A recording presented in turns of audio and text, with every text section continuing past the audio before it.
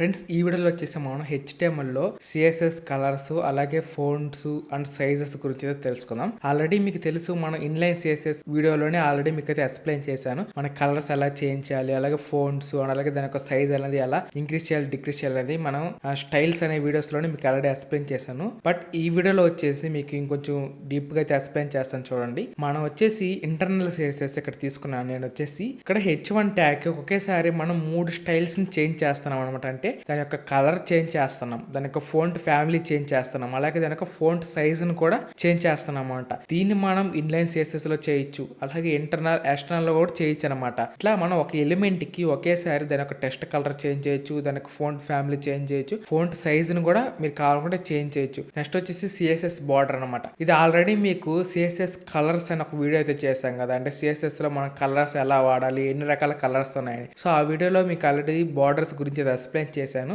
అంటే CSS లో borders ఎలా ఉంటాయి ఏంటి అనేది. ఇప్పుడు బార్డర్ అంటే ఏంటంటే, ఇప్పుడు ఎగ్జాంపుల్ ఒక ఎలిమెంట్ ఉంది, ఒక పారాగ్రాఫ్ ఉంది అనుకోండి, ఇక్కడ నుంచి ఇక్కడ వరకు. సో ఆ పారాగ్రాఫ్ కంటూ ఒక బార్డర్ అయితే ఉంటుంది అనమాట. ఆ బార్డర్ చుట్టూ వేరే ఎలిమెంట్స్ అన్నది రావన్నమాట. ఆ బార్డర్ పైన కానీ కింద కానీ మనకి ఆ ఎలిమెంట్స్ ఉంటాయి కదా, అట్లాగా ఒక బార్డర్ అయితే ఉంటుంది. ఆ బార్డర్ అనేది మనకి ఇన్విజిబుల్ గా ఉంటుంది అనమాట. అంటే మనకు కనిపించదు. ఆ బార్డర్ ని కనిపించేలాగా చేయాలనుకుంటే మీరు ఆ ఎలిమెంట్ అనేది తీసుకోండి. ఇక్కడ ఎగ్జాంపుల్ నేను పారాగ్రాఫ్ అయితే తీసుకున్నాను. సో పారాగ్రాఫ్ తీసుకొని కర్లీ బ్రేసెస్ లో బార్డర్ కోలన్ 2 పిక్సెల్ అని తీసుకోండి. అంటే మీ ఇష్టం ఎన్ని పిక్సెల్స్ అయినా తీసుకోవచ్చు. మీరు ఎక్కువ పిక్సెల్స్ తీసుకుంటే అది అంత లావుగా వస్తుంది అనమాట బార్డర్ అనేది. 2 పిక్సెల్స్ తీసుకున్నాను. తర్వాత వచ్చేసి కలర్ అనేది ఇవ్వాల్సి ఉంటుంది అనమాట. సాలిడ్ కలర్ అది వచ్చేసి పౌడర్ బ్లూ అని ఇచ్చాను. సో మనకి బ్లూ కలర్ లో మనకి ఆ బార్డర్ అనేది మనకు వస్తుంది అనమాట. అండ్ అలాగే నెక్స్ట్ వన్ వచ్చేసి ప్యాడింగ్ 30 పిక్సెల్స్ అని తీసుకున్నాను. సో ప్యాడింగ్ అంటే ఏంటనేది ఇప్పుడు చెప్తాను. సో CSS ప్యాడింగ్ అంటే ఏంటంటే, ఫర్ ఎగ్జాంపుల్ మనకి ఈ పారాగ్రాఫ్ ఉంది. ఒక పారాగ్రాఫ్ కి మనకు ఒక బార్డర్ అయితే ఉంటుందని తెలుసు కదా. సో ఆ బార్డర్ కి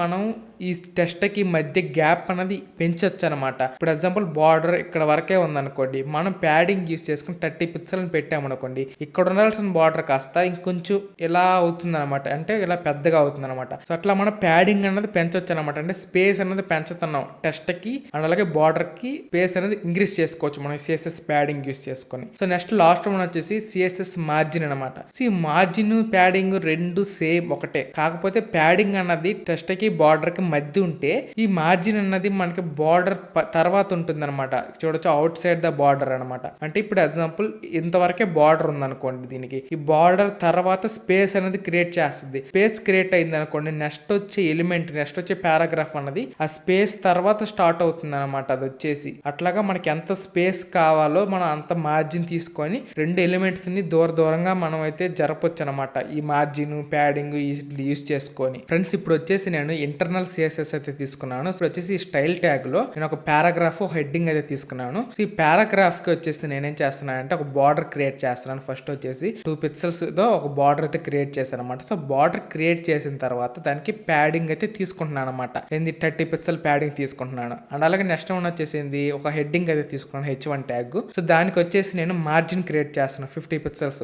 ఇప్పుడు దీన్ని ఒకసారి మనం సేవ్ చేసి ఈ వెబ్ పేజ్ ని ఒకసారి రిఫ్రెష్ చేసి చూద్దాం, మనకి తెలుస్తుంది. ఇప్పుడు వచ్చేసి ఈ రెండింటికి డిఫరెన్స్ మీరే చూడొచ్చు ఫ్రెండ్స్. ఇది వచ్చేసి మనం ప్యాడింగ్ అయితే తీసుకున్నాం అనమాట. సో ఈ ప్యాడింగ్ కి మార్జిన్ కి డిఫరెన్స్ మీరు చూసినట్టయితే టెక్స్ట్ కి అండ్ అలాగే ఈ బార్డర్ కి మధ్య స్పేస్ అన్నది పెరిగిపోయింది అనమాట. ఇది వచ్చేసి మనకి ప్యాడింగ్ అనమాట. అండ్ నెక్స్ట్ వచ్చేసి ఏమైంది, ఈ బార్డర్ కి పైన మనకి స్పేస్ వచ్చేసింది. ఇది వచ్చేసి మార్జిన్ అనమాట. మీరు చూసినట్టయితే దీనికి వచ్చేసి బార్డర్ ఇక్కడ నుంచి ఇక్కడ వరకు ఉంది, అండ్ దీనికి వచ్చేసి ఇక్కడ నుంచి ఇక్కడ వరకే ఎందుకుందంటే మనం మార్జిన్ తీసుకున్నాం కాబట్టి మార్జిన్ అనేది ఇలా వస్తున్నప్పుడు బార్డర్ అనేది తగ్గిపోతుంది అనమాట. బార్డర్ అనేది చివరి నుంచి ఇట్లా తగ్గిపోయి మనకి ఇక్కడికి వచ్చేసింది. అదే ఇప్పుడు వచ్చేసి నేను ఇక్కడ బార్డర్ ఇంక్రీజ్ చేస్తాను చూడండి. ఇప్పుడు ఎగ్జాంపుల్ మార్జిన్ ఉంది కదా, సో 50 కాస్త నేను ఇప్పుడు 100 పెడతాను చూడండి. 100 పెట్టి సేవ్ చేద్దాం. సో సేవ్ చేసి ఒకసారి రిఫ్రెష్ చేసినట్టయితే ఇది చూడండి ఇంకొంచెం తగ్గిపోయింది కదా మనకి బార్డర్ అనేది. అట్లా మనకి మార్జిన్ అనేది ఇంక్రీజ్ అయిపోయింది. సో అదనమాట డిఫరెన్స్ ప్యాడింగ్ కి మార్జిన్ కి. మార్జిన్ ఎప్పుడైనా సరే మనకి బార్డర్ పైన స్పేస్ అన్నది ఇంక్రీజ్ చేస్తుంది. ఆ స్పేస్ కూడా ఎలా ఇంక్రీజ్ చేస్తుంది అంటే 4 పక్కల కూడా సేమ్ స్పేస్ అనేది ఇంక్రీజ్ అవుతుంది అనమాట. ఇక్కడ నుంచి ఇక్కడికి 100 పిక్సెల్స్ ఉంది అనుకోండి, ఇక్కడ నుంచి ఇక్కడ కూడా 100 పిక్సెల్స్, ఇక్కడ నుంచి ఇక్కడికి 100 పిక్సెలే మనకి డిఫరెన్స్ ఉంటుంది అనమాట 4 పక్కల కూడా. దీనికి వచ్చేసి సేమ్ మనం ఎంతైతే తీసుకుంటామో అన్ని పక్కల కూడా మనకి సేమ్ అదే స్పేస్ అనేది మనకు వస్తుంది అనమాట. సో ఇది ఫ్రెండ్స్ ఈ వీడియోలో. సో వీడియో అనిపించింది కింద కామెంట్ చేయండి. అలాగే వీడియో నచ్చినట్టయితే తప్పకుండా మీ ఫ్రెండ్స్ కూడా ఈ వీడియోతో షేర్ చేయండి. మీరు కనుక మన ఛానల్కి ఎంతవరకు సబ్స్క్రైబ్ అవ్వకుంటే వెంటనే మన ఛానల్ అయితే సబ్స్క్రైబ్ చేసుకోండి. పక్కన ఉన్న బెల్ ఐకాన్ క్లిక్ చేసి ఆల్ లో పెట్టుకోండి. ఈ వీడియో పెట్టగానే మీకైతే నోటిఫికేషన్ వస్తుంది. Thank for watching. జై హింద్.